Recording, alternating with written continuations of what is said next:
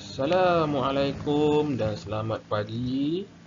Hari ini bertemu lagi kita di dalam pembelajaran Bahasa Melayu tahun 4, Unit 9, Patuh dan Selamat. Tajuk, Kita Harus Berwaspada. Buku teks, Bahasa Melayu, muka surat 61. Hasil pembelajaran, murid dapat membaca dan menyenaraikan kata sendi nama. Baiklah murid-murid, mari kita lihat apa itu kata sendi nama.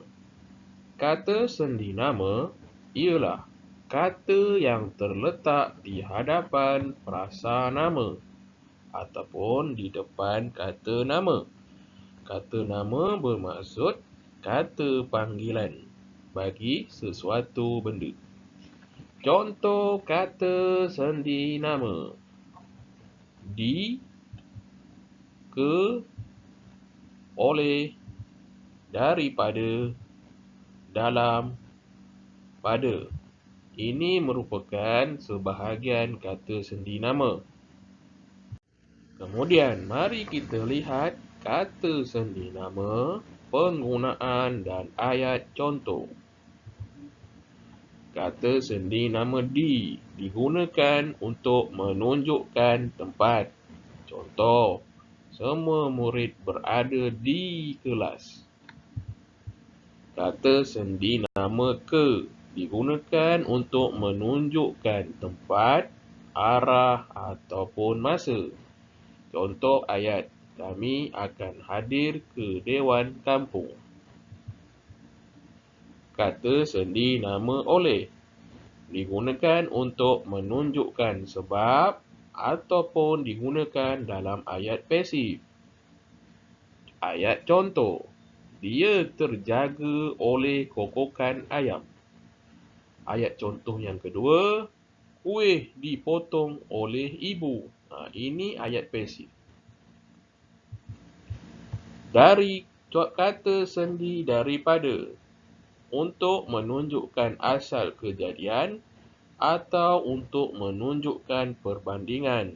Ayat contoh, meja itu diperbuat daripada kayu. Ayat contoh yang kedua, Aini lebih tinggi daripada kakaknya, menunjukkan perbandingan. Seterusnya, kata sendi nama dalam digunakan untuk menunjukkan lingkungan, tiada ruang dan jarak. Ayat contoh, rakyat Malaysia harus fasih dalam bahasa Melayu. Tiada ruang dan jarak. Kata sendi nama pada digunakan untuk menerangkan waktu atau manusia atau tempat. Ayat contoh, ibu selalu balik kerja pada waktu petang. Kata sendi nama akan digunakan untuk menunjukkan emosi atau sikap. Ayat contoh, Hanan amat sayang akan kakaknya. Akhir sekali, kata sendi dengan menunjukkan cara atau penggunaan atau perbandingan atau bersama-sama. Ayat contoh, Dani lap cermin dengan kain. Baiklah murid-murid, lihat pada buku teks muka surat 61, ada petikan.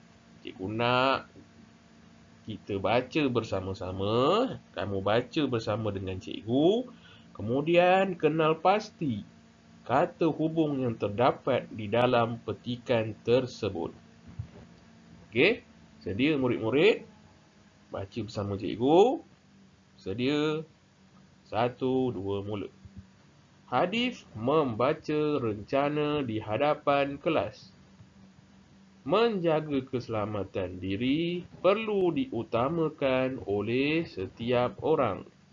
Usaha ini menunjukkan seseorang itu menyayangi diri sendiri. Apakah kata sendi nama yang terdapat dalam petikan ini? Ya, kata sendi nama oleh. Sambung baca. Tempat-tempat yang perlu diberikan perhatian serius termasuklah pasar raya. Pengguna perlu mengelap pemegang troli dengan tisu yang basah sebelum menggunakannya. Hal ini dapat mengelakkan jangkitan kuman dan penyakit berjangkit. Apa kata sendi nama yang terdapat di dalam petikan ini?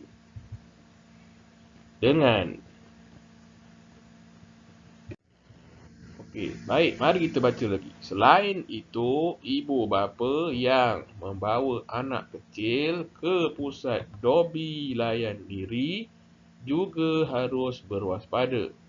Hal ini penting bagi memastikan anak kecil mereka tidak masuk ke dalam mesin tersebut. Apa kata sendi nama dalam perenggan ini? Ya, kata sendi nama ke. Seterusnya, wayar penyambung yang digunakan di rumah turut mengundang kemalangan. Kejadian litar pintas berpunca daripada wayar penyambung yang berserabut. Okey, apa kata sendi nama dalam perenggan ini? Okey, kata sendi nama di dan juga daripada. Okey, murid-murid, mari baca. Pengguna kerusi urut juga boleh ditimpa kemalangan. Pengusaha kedai kerusi urut tidak menyelenggarakan, menyelenggara maksud membaiki, kerusi tersebut pada setiap bulan secara berkala. Hal ini menyebabkan pengguna kerusi urut mengalami renjatan elektrik. Apa kata sendi nama dalam perenggan ini? Ya, kata sendi nama pada.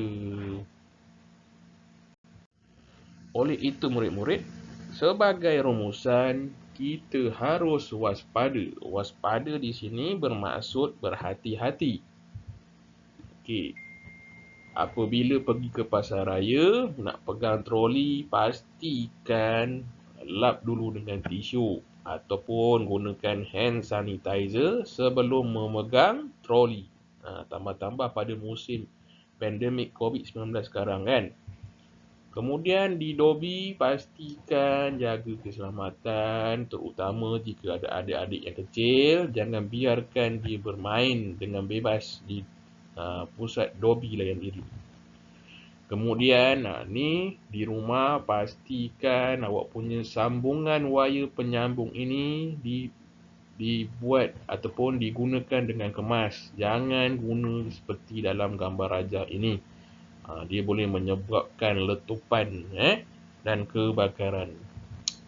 Namun murid-murid pada masa kini, pada ketika ini,